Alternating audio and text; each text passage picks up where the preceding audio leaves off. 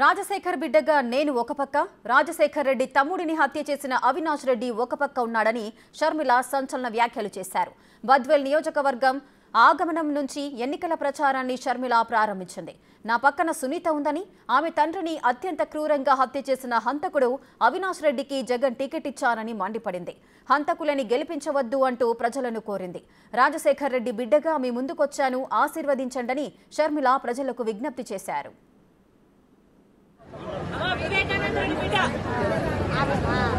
ఈ ఎలక్షన్ చాలా ముఖ్యం. ఒక పక్క రాజశేఖర రెడ్డి బిడ్డ నిలబడింది, ఒక పక్క రాజశేఖర రెడ్డి తమ్ముడు వివేకానంద రెడ్డి హత్యను చేసిన అవినాష్ రెడ్డి నిలబడ్డాడు. న్యాయం వైపు మీరు నిలబడాలి, ధర్మం వైపు మీరు నిలబడాలి. ఈ బిడ్డను చూస్తున్నారు మీరు. వాళ్ళ నాన్నను క్రూరంగా హత్య చేశారు, అయినా కూడా వాళ్ళకే ఇచ్చాడు జగనన్న గారు టికెట్. అట్లాంటి వాళ్ళని గెలిపించాలా, లేకపోతే రాజశేఖర రెడ్డి బిడ్డ న్యాయం కోసం నిలబడి రాజశేఖర రెడ్డి బిడ్డను గెలిపించాలో మీరు ఆలోచన చేయాలి. ఓటు అనేది మీ చేతుల్లోని ఆయుధం. మళ్ళీ హంతకులను గెలిపించకండి, మళ్ళీ హంతకులను చట్టసభలకు పంపించకండి. ఆశీర్వదించండి తల్లి రాజశేఖర రెడ్డి బిడ్డను.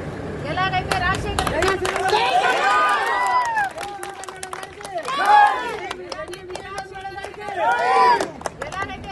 రెడ్డి గారు మీకు అండగా నిలబడ్డారు, వివేకానంద రెడ్డి మీకు అండగా నిలబడ్డారు, మీకు సహాయం చేశారు. నేను కూడా గెలిపించండి, మీకు అండగా నిలబడతా, మీ మనిషిగా మీ బలం అవుతా. మీరు ఆశీర్వదించండి తల్లి. జగన్మోహన్ రెడ్డి గారు అన్ని సాక్ష్యాలు అవినాష్ కు వేలు చూపిస్తున్నా. ఎంత అహంకారం కాకపోతే మళ్ళీ ఒక హంతకునికే టికెట్ ఇస్తాడు జగన్మోహన్ రెడ్డి గారు. ఏమనాలా దీన్ని? వివేకానంద రెడ్డి రాజశేఖర రెడ్డి గారి తమ్ముడు కాదా? వివేకానంద రెడ్డి రాజశేఖర రెడ్డి గారు బ్రతికున్నంత కాలం రామునికి లక్ష్మణుడు ఎలా ఉన్నాడో అలా తోడుంటలేదా? వివేకానంద రెడ్డి ఈ ప్రజలకు సేవ చేయలేదా?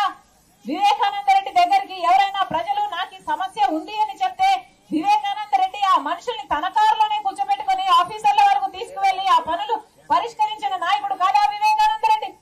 వివేకానంద రెడ్డి అంత నమ్మకంగా ఈ ప్రజలకు సేవ చేస్తే ఆయన గొడ్డలితో ఘోరాతి ఘోరంగా 5 సంవత్సరాల కింద హత్య చేస్తే ఈ రోజు వరకు కూడా శిక్ష పడట్లేదు అంటే దానికి కారణం జగనన్న అధికారాన్ని వాడుకొని ఆ హంతకులను కాపాడుతున్నాడు కాబట్టి. మళ్ళీ అదే హంతకులకి ఈ రోజు మళ్ళీ జగన్మోహన్ రెడ్డి గారు ఎంపీ టికెట్ ఇచ్చారు. అది తట్టుకోలేకనే ఈ రోజు రాజశేఖర రెడ్డి బిడ్డ ఎంపీగా పోటీ చేస్తుంది. అవినాష్ రెడ్డి మీద, వైసీపీ మీద కాంగ్రెస్ పార్టీ తరఫున రాజశేఖర రెడ్డి బిడ్డ పోటీ చేస్తుంది. మీ రాజశేఖర రెడ్డి బిడ్డ, ఈ కడప గడ్డ మీద పుట్టిన బిడ్డను నేను.